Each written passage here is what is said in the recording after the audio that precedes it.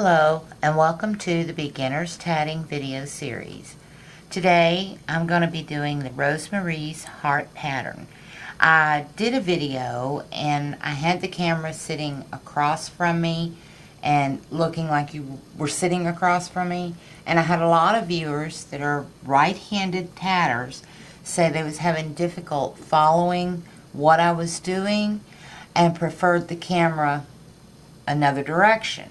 So what I'm going to do is make this video for the righties, and I'm going to leave the other one up, but I'm going to rename it for the lefties.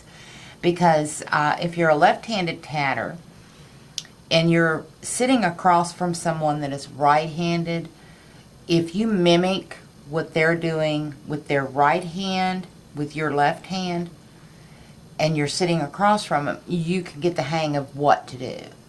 So that's something that I tried, asked for input, and I got a ton of input. But I'll leave that one, that video up on the site for the lefties, because this is an adorable pattern. And, you know, I figure the left-handed people can get some use out of it. If you are righty, this pattern is going to be redone for you so that you can see what I'm doing with both the right and the left hand. Now, mind you, for Christmas, my dear sweet husband bought me a new craft table. And I have a very small room. Craft table takes up most of the room. So the problem is getting the right camera angle and trying to get things set up to where, you know, it works for everybody. But the problem with that is the room is too small. We will be moving soon, so that is going to be something I have to deal with until we make the move. Once we make the move, one of the priorities is that everything in the craft room, especially for video making, works. Okay, so that is a priority for us. Because you as my viewers, I enjoy the comments you make, and you know, a lot of you have a lot of, you know, nice comments, and I do appreciate it. It gives me the encouragement to continue on and make better videos for you. So getting on with it, today we're going to do the Rosemarie's Heart pattern. Like I said, this is an adorable pattern. It makes a motif like this that is shaped like a heart. Okay, now if you do this in a very small thread like an 80, it makes a cute pair of dainty little earrings. Now this is size 20 Elizabeth thread, and as you can see, it's not a huge motif. I mean, you could still wear this as an earring. I would shorten the chain up, you know, but you can make a necklace pendant out of it, wear it as a necklace. You can also make this cute little basket. Now what this is 3 of the heart patterns with the chain for the handle. And you can put a couple of Hershey's Kisses in there. And you know, you've seen those little decorative trees people put in their houses, and they hang Easter eggs on them and candy canes, things like that, whatever holiday it is. Hang some of these on there. Put a Hershey's Kiss in it, hang it on there, and everybody that comes gets a gift with a Hershey's Kiss. So that's something you could do for Valentine's Day. You can also leave the handle off, make you several of these hearts, connect them at the picos, and make a dolly. And you can go as big as you want.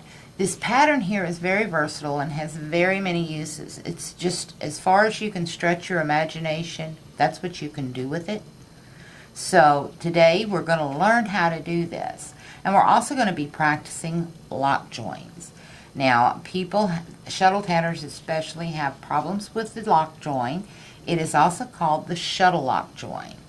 And when we come to one, I'm going to show you in detail how to do that. After this video is completed and uploaded, I will be doing another one after I work out the pattern for needle tatters to show you how to make the different joins and the things on needle. I know that any pattern written for shuttle can be done with needle. It just takes practice okay, and knowledge. And I thought, so many needle tatters in the class want to do this pattern and they can't comprehend how to do this pattern using a needle because of the different joints and the way that the pattern flows. So in the future, don't know when, I will be doing a video using this pattern once I get it worked out for needle. Like I said, I do mostly shuttle tatting. So my needle tatting, I use it for practicing a new technique, okay? Difficult things like, I used to use needles to do my chains in Celtic knots. I now have Celtic shuttles for that. There are things you can do with a needle that you can't do with a shuttle. There's things you can do with a shuttle that you can't do with a needle unless you know how to use your needle to do the shuttle techniques. Okay, so don't get me wrong on that. Just because it's a shuttle pattern doesn't mean that you cannot use that same pattern in needles. Okay? There are patterns that are specifically made for needle tatters. Very few and limited. Okay? So shuttle tatting's been around for hundreds of years, so therefore you've got more patterns to choose from. So on that note, remember, down the road, needle tatters, you'll be getting this. Maybe by then you'll be well versed enough you can figure it out. Okay? So let's get on with it today. Rosemarie's Heart pattern. As you can see, this pattern has 3 diagrams and the written instructions. This is great. When you get a pattern that has diagrams and written instructions, you can correlate the two to see where you're at. Okay? Now it says here, wind 3 yards of red thread onto a shuttle and do not cut from the ball. Okay? That means continuous thread method. There is no break in our thread between the shuttle and the ball. Okay?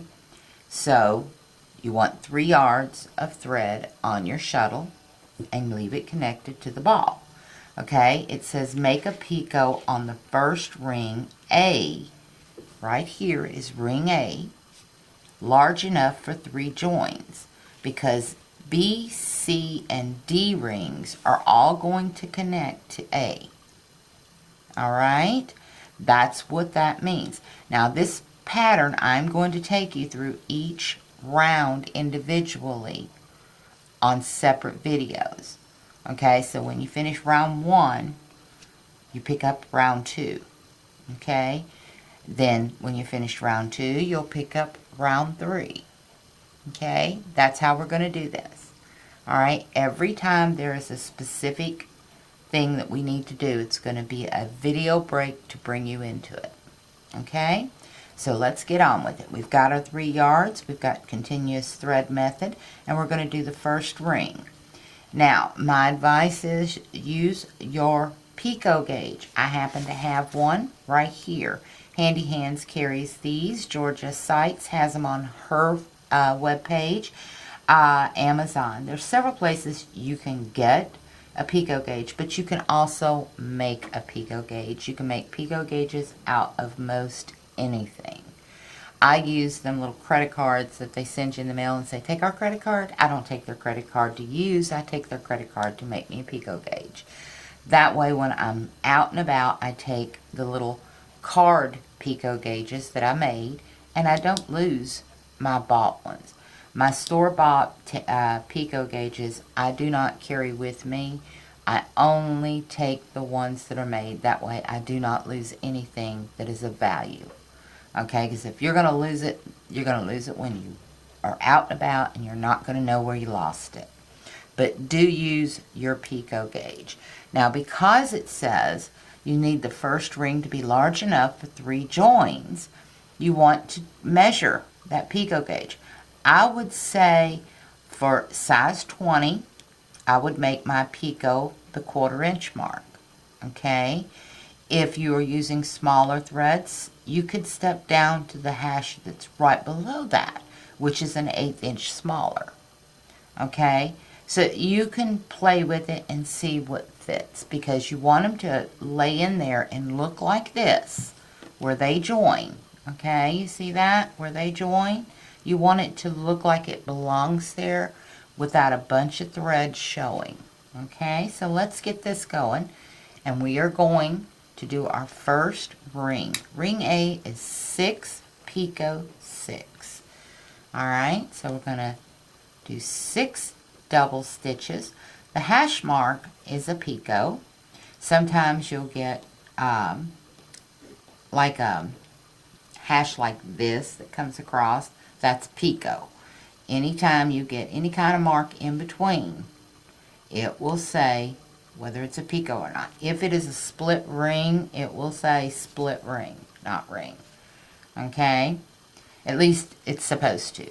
There are some patterns out there that may not be written right. That's why the diagrams are always great. That way you can see what's going on. Okay, so we've got 4 double stitches on here, and we need 6, and then we're going to put a picot in. Now I'm not going to use a picot gauge to measure my picot, because working with these larger shuttles and this bigger thread and a picot gauge, my fingers tend to not want to do that. So therefore I'm just going to eyeball my picot, and I want my picot to be about that big. Okay, so we put our picot in, bring our thread up, and there's my picot. So we want to lock that stitch down with the second half, pull that picot in. Now that picot is big enough to join 3 rings to. Okay, because B, C, D are going to join to A. Then we do 6 more double stitches. And we have 1, 2, 3, 4, 5. Running low on thread, pull a finger out and get that last stitch in. 6. Now, another thing, before you close your ring, okay, especially if you're using Elizabeth thread or thread that tends to twist, drop that shuttle and let it hang, and the twist will come out, so that when you close your ring, you don't get a crumply wad of thread going here. You don't want that. Okay, so if you drop your shuttle, it prevents that, and then you close the ring, you don't get that clump of thread you've got to sit there and diddle with. Okay, so we have ring A. Alright, now the instructions say, right here, chain of 6 picot 6. Well, we're going to reverse our work after the first ring, which is ring A. Then we're going to chain 6 picot 6, reverse work, and repeat that for B, C, and D. Okay, so here we go. We're going to do a chain. Now to do a chain, we reverse our work, which means top becomes bottom, bottom becomes top, front becomes back, and back becomes front. Okay, so we reversed our work. Now we're going to do our chain. As you can see, my fingers are all hooked up, my loom is ready. So here we go. 1, 2, 3, 4, 5, 6. Now this is front side, back side, and it's going to look a little weird to you. What I did is I did the second half of the double stitch, then the first half, so that my front on my heart will all be the same. Okay, the other video I did not do front side, back side. This one I'm going to do front side, back side, so you can see the difference in the improvement in it. Okay, so here we go. We got to have a picot. Now mind you, we want to look at our diagram here. We're going to move on over here to diagram 2. Diagram 2, right here on this chain, we've got 3 joins going into this picot. So we want that picot a little larger than this one, and that way we can get all of our joins in there without having an issue of pulling it too tight. So we're not going to make it as big a picot as we did on the ring, but a little bit larger than a normal picot. So here we go. We've got that. Let's adjust. That should be a good enough picot right there for to hold 3 joins, because they are shuttle lock joins. You want the picot to show but not jump out at you. Okay? Then we're going to put in 6 more double stitch, or 5 more, because the first one was done when we did the picot. So we have 1, 2, let's see, 1, 2 and a half. Okay, so we want to do the other half of that. That's 3, 4, 5, and 6. Alright, thread got loose on my finger. Oops. Back that out. I don't like when my chains look like they have a picot that's not really a picot. And working with this crochet cotton, it will do that. And for new tatters, they think I've put a picot in there when I really didn't. So I like to tighten them up, make it look as uniform as possible using this crochet cotton. Okay, so let's count it off. We've got 1, 2, 3, 4, 5. We have 1 more double stitch to put in. And that makes 6. Now we're going to reverse our work. Pull that thread tight to pop that chain in before we reverse. And then we reverse our work. Okay? Now, we have done ring A, and we reversed the work right there. The chain, we reverse the work. Now we're going to do B, C, D in turn. Okay? This is how you're going to do it. You're going to start ring B. So you set up your loom for ring B. Go 1, 2, 3, 4. Let's get some more thread.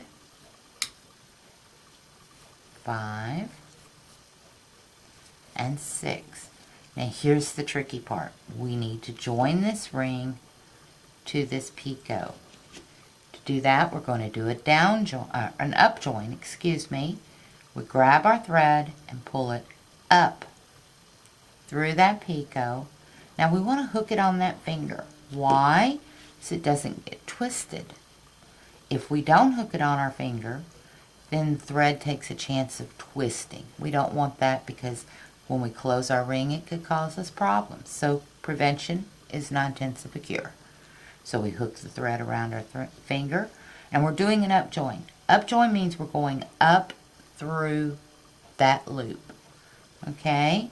Go up, put our finger back in our loom, and tighten that in. Okay? Now we're joined. Now we want the other 6 double stitches. So we go 1, 2, loom slipped right off my hands, 3, 4,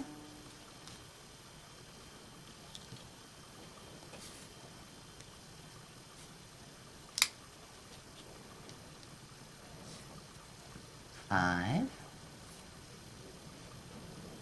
and 6. So we have our ring done. Now remember, drop our shuttle, let it dangle, get the twist out. See how it's spinning on its own? That's taking all that extra twist out of our thread. So when we get ready to close our ring, we're not going to have that big bunching up at the ring.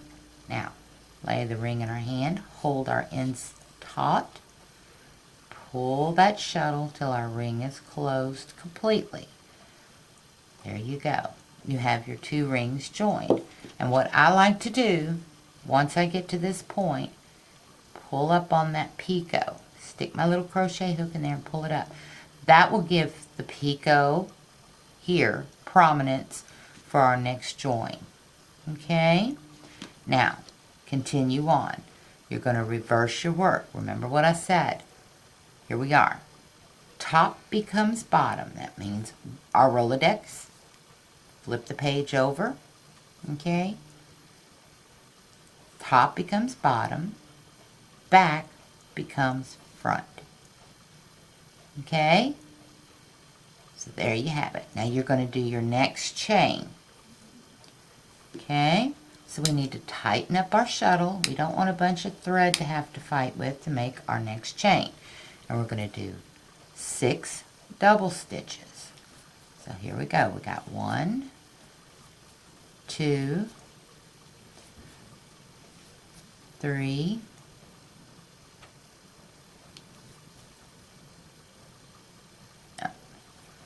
4, 5, and 6. Okay, we've got our 6 double stitches. We want our picot. Okay, make it about the same size. Use your picot gauge. Okay, if you're making earrings or a necklace or something for someone else, do use your picot gauge. That way all your picots are even. Okay, we got 1 double stitch. This is 2, 3, oops, and the shuttle goes flying. 4, 5, and 6. All right, there we go. We've got it. Now let's count it off. We've got 1, 2, 3, 4, 5, 6 double stitches. Now we go right into the next chain, which is our next ring, which is ring C, and we're going to join it right there.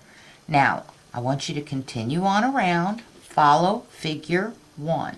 You're going to make a ring for C, another chain. Okay, the ring is going to be 6 joining picot, which is a plus. See it right here? Let's see, let's find this. In turn, 6 plus, that means to join. Okay, so we're going to make a ring of 6, join it to that picot, and then 6 more and close our ring. Reverse our work, do our chain. 6, picot, 6. Then we're going to do ring D, and that is 6, join to the picot, 6, and close the ring. The next video, when you come back, we're going to start figure 2. So until the next video, happy tatting!